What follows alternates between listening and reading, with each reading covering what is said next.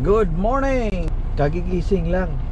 Tapos na po ako ng pre-trip. Maganda ang view ko dito guys. Yan o. Sunrise. Dito ako sa may Barrie Highway 69 southbound going sa Toronto. Pauwi na guys ng yard namin. Mga 348 kilometers na lang. Approximately 3 hours and 30 minutes driving. Dito na po ako natulog kagabi kasi naubos na yung 13 hours allowed driving ko sa dito sa Canada. Ngayon ay Friday, ako ay pauwi na, reset na 36 hours at ang next na biyahe ko ay sa Lunes na, weekend. Timing ngayon na weekend ko ay talagang weekend, Saturday and Sunday. Inspection area to, inspection station, pero pwede matulog ang mga truck drivers, mag-overnight dito. Yan o, yan. May tatlo dyan kanina sa kaliwa. Tapos sa likod, ang dami pa. Yan, ipapakita ko sa inyo. Baba tayo para makita nyo. Yan. Yan, napakaganda ang sunrise. Kagabi, na witness ko rin ang sunset. Kung nakita nyo yung drone test flight, doon yon sa kabilang rest area. Bali nag-lunch ako noon, nagpalipad ako ng drone. Pero saan ba yun? Doon, yun. Bila. Yan o, maganda ang paligid, medyo pagi-pagi. Ano? Pagi-pagi. Yung mga driver. Yun, hospital na sila. Bali, papunta doon, northbound, Highway 69, connecting Highway 17. Kung papunta ka na ng Winnipeg, Manitoba, papunta din ng Ottawa or Quebec City. Pa-southbound naman, papunta ng Toronto. Akit na tayo. Mamaya guys, sana mag-meet kami doon sa yard. Ipapakita ko sa inyo, parang kumustahin natin. Actually, na vlog ko na siya before. Yung hila pataas, yung isang Filipino driver po na ipasok ko siya sa company namin. New driver din siya, walang experience, pumasok sa school. Nag-message sa akin, nag-comment lang sa mga vlog ko, nagtanong dahil siya ay qualified nga, yun sa mga binabanggit ko na requirement. Meron siya yung bagong driver, walang experience, tapos may papeles po siya maka-cross ng USA. So ngayon, na ipaprocess ko po siya na makapasok sa company namin. Tapos na ang training niya. Sa Monday ay solo driving na siya. Mag-isa na. Kahapon nabigyan siya ng unit. Kausap ko siya kahapon. Nag-set up daw siya. Ngayon ipagpatuloy niya yung set up niya sa unit. Mga gamit, no? O mamaya sabi ko sa kanya, timing, uuwi ako. Sana mag-meet kami para ma-interview ko siya, para naman may mapanood kayo sa mga aspiring truck driver dyan, mga future truckers, para ma-inganyo kayo na yung mga walang experience pwede pala. Katulad ko, wala po akong experience. Ito ngayon 1 year and 7 months na akong nag-drive ng tractor trailer. Tiyaga. Ito ay hindi simpleng bagay na trabaho kasi malalaking truck. 53 feet ang trailer, plus ito 20 feet, so 73 feet lahat ang haba. Talagang challenging ang career na to, pero rewarding. Maganda ang sweldo, maganda ang experience. I hope ma-meet ko si Lamborghini, si Darwin.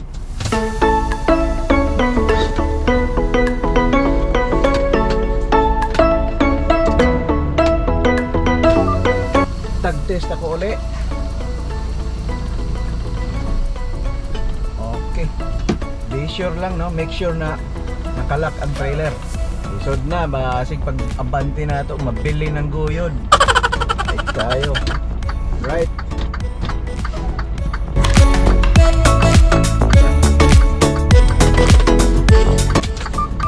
Sama ang Bluetooth.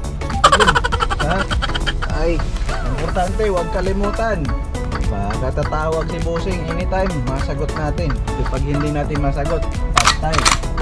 Pag si Bossing ang tatawag, dapat isa or dalawang ring lang sagot tayo. Pag hindi tayo makasagot, Patay ang buhay.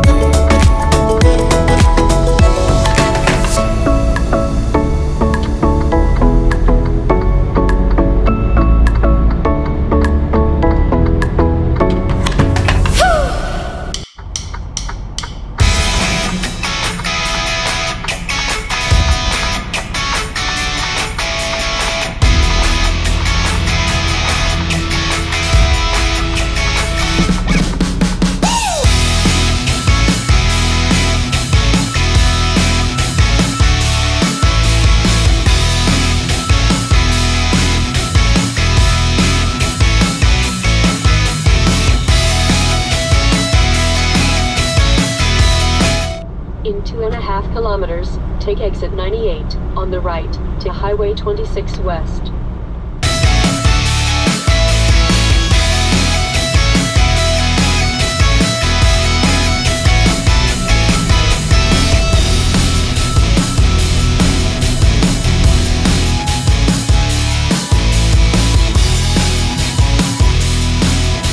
Be in the second lane from the right.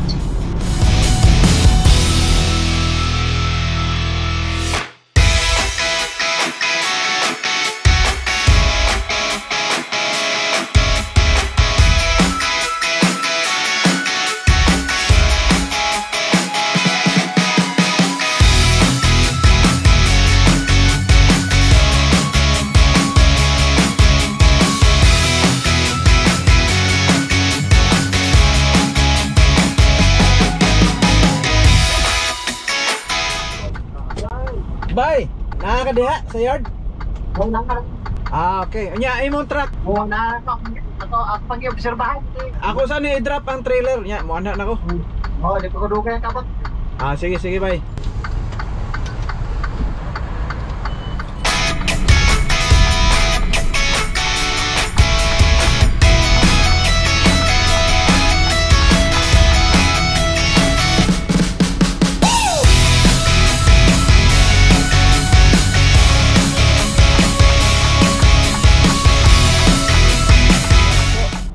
Dito na ako sa yard. Lamborghini. Interviewin natin mamaya. Si Darwin Aka Lamborghini ay bibiyahe sa Lunes. First route niya as solo driver. Interviewin natin para power kayo ba. Bisaya ni siya. Nanaw, power kayo. Muna yung unit. Pagka power oh. Stilan. Pablero ito na. No. Ato ni interview natin to mamaya, no? Power kayo. Ako saan ni humanon bay? Doon ko diha. Pabugnawan ang aircon diha. Padayon ako bay ha. Permira sa ikaw ay. Power kayo. Pastilan. Bago man imong truck bay? Ikaw may agalo nako. Oh, power kayo bay. Musta? Oh, mo siya si Lamborghini oh. Darwin power kayo truck. Bago man ni bay? Borog go to no. Limpyo pa kayo ba? Na, okay na siya. Okay na kay.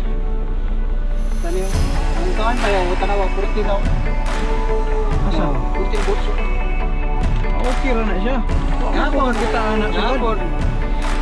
25.5 rod pandar ko ng mga Dito sa likod. Sigado.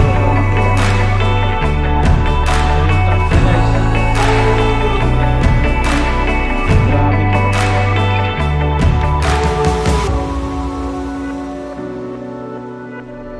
pa. Ito ang kabinet. Diri ang microwave. Fridge nimo. Di kayo. Kira? Di kayo ba? Wapo kayo. Tapos kidya pagkira. Kanya ito na itao din. Ayan.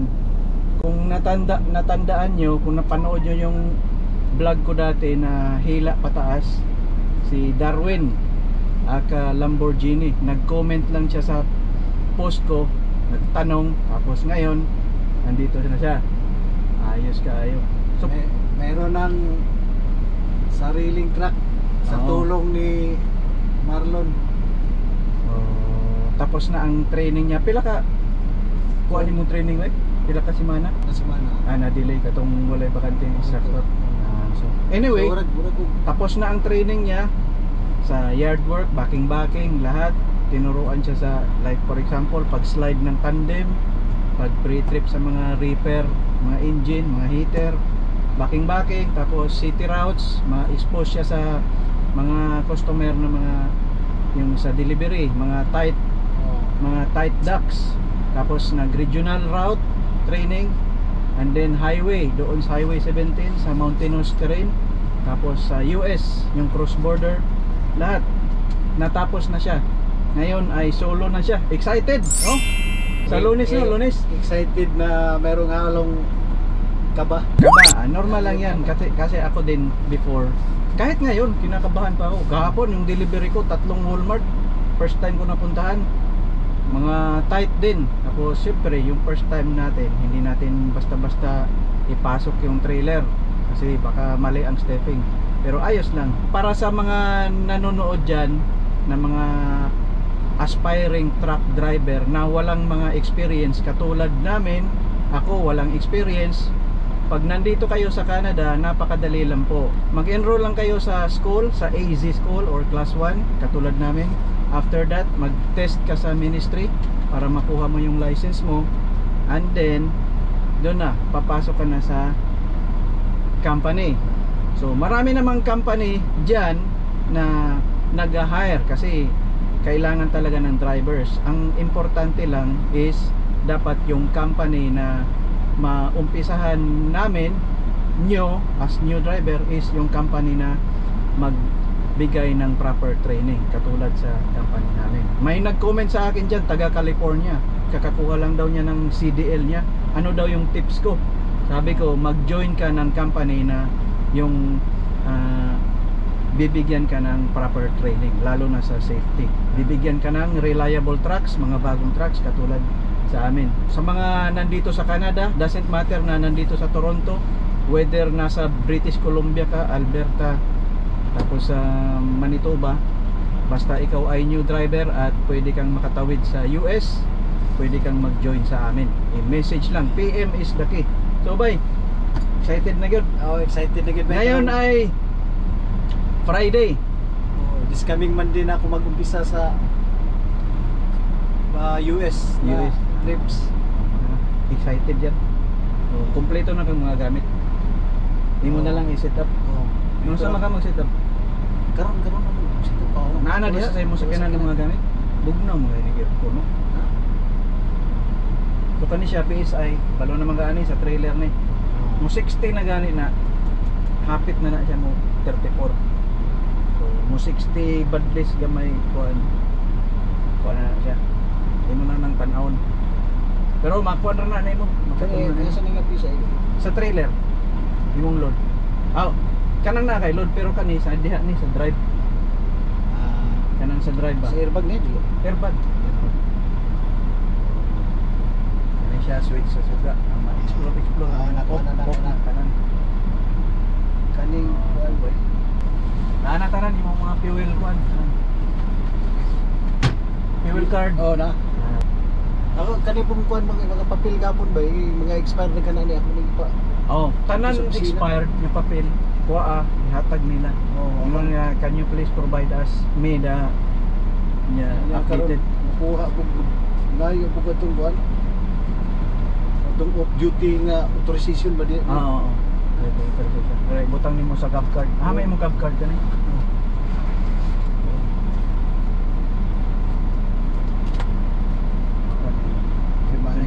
Hapit na September 30 expire na niyo. Ha? Ngay kag bago. Pero nasa likod na ni kuan pa ni. September karon katapusan. Kuan na valid pa mi pero na baguan ni. Ay ba to? 23. Ano? Power kayo. Ito ang importante, cab card kasi bawat ma-check tayo ng mga pulis, mga DOT. Ito, sir. Dapat walang expired, current lahat. Para sa mga nanonood, saan ang work mo dati? Dati ako nag-work sa DHL supply chain. DHL. Mga pick-upanan ko na to. Ikaw ay anong trabaho mo doon? Forklift operator ako doon. Forklift operator. Rich operator. Okay. Nabanggit mo before, ikaw ang parang nauna doon, pioneer, di ba? Oo, pioneer. Ngayon, lumipat ako dito. Kasi pag pioneering ako doon sa DHL, mayroon akong mga kaibigan na Pilipino na dala doon.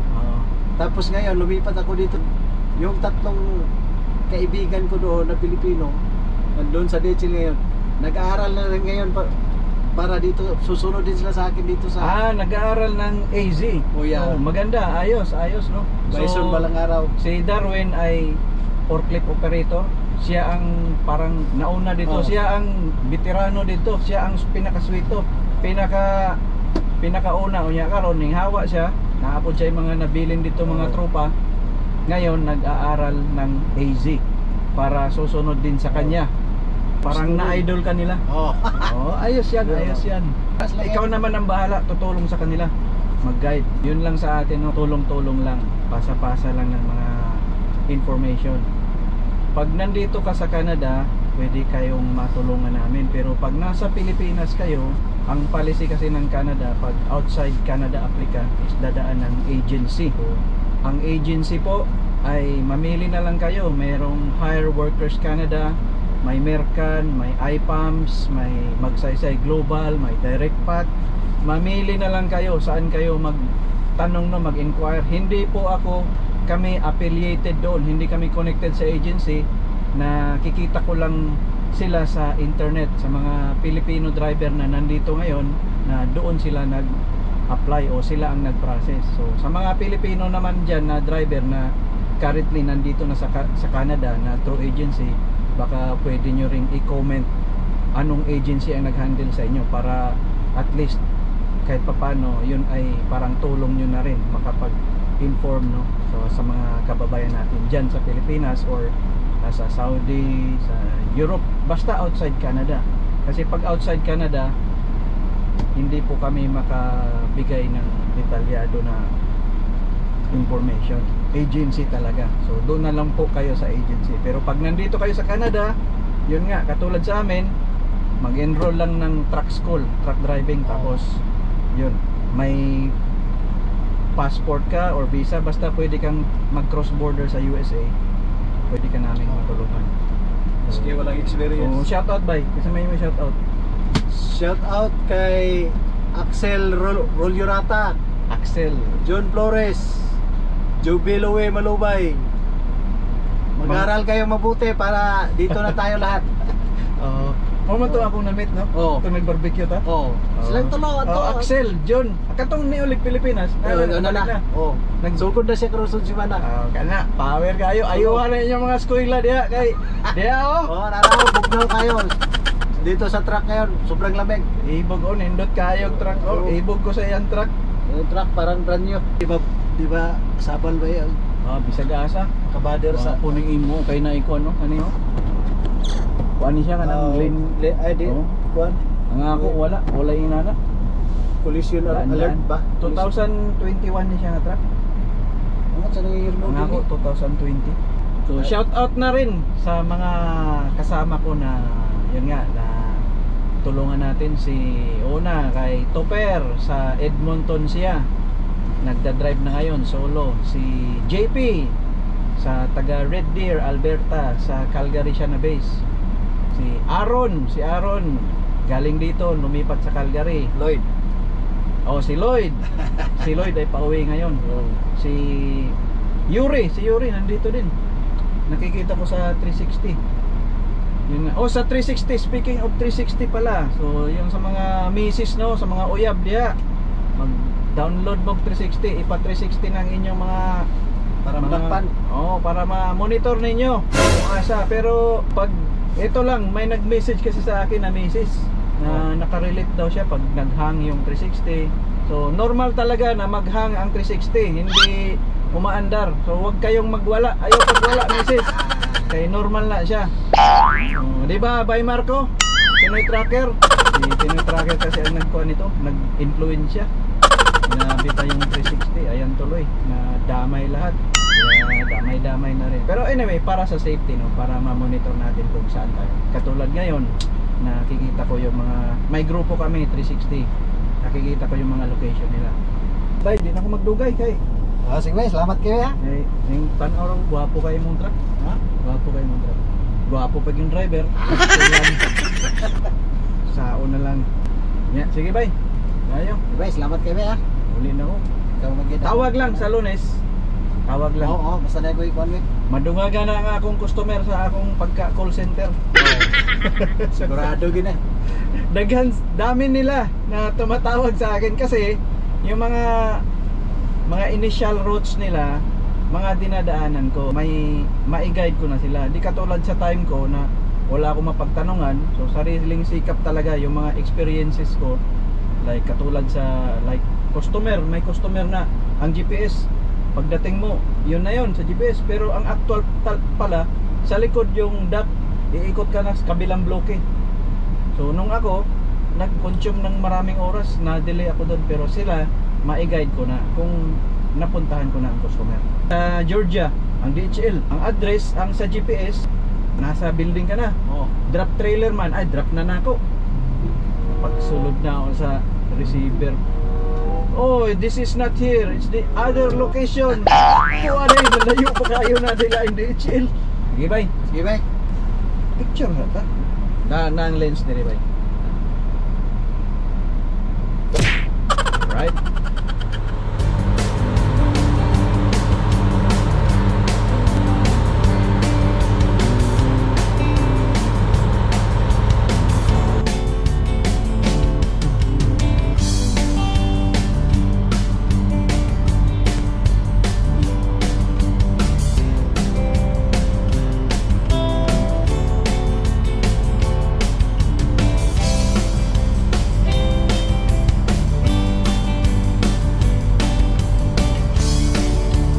Dito ko natatapusin ang vlog, ang content guys. Salamat sa pagsama. Sana ay may nakuha kayong information sa interview ko kay Darwin aka Lamborghini. Ako ay tapos nang ako nang ginaog ang akong mga gamit sa akong sakyanan. Suda ni Tagalog oy. Ako ay uuwi na. Habol ko pa ang i-pick up ko ang anak ko sa school niya. Ma-surprise siya mamaya kasi ang akala niya ay mamayang gabi pa ako uuwi, pero maaga tayo ngayon. Keep safe, drive safe, keep on tracking, and see you in my next video. Bye.